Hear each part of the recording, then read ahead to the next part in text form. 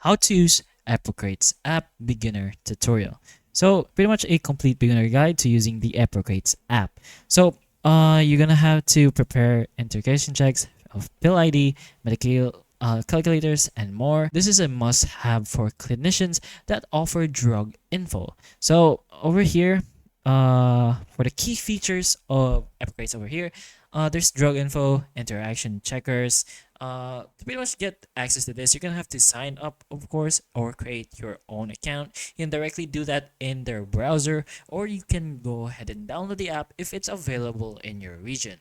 Once you sign up, you'll be access to calculators, bugs plus drugs, formulary and guidelines, symptom or disease references, and other than that, there's also an offline access which gives you all key features even without internet, which is ideal during clinical rounds. So pretty much directly on how to begin. Once you have installed and created an account, you can familiarize with the home screen. So title icons provide access to mentioned features like the calculators, the formularies, the pill IDs, and whatnot.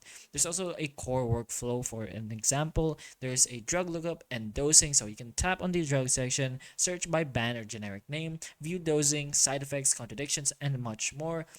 Pretty much available as a feature once you have signed in.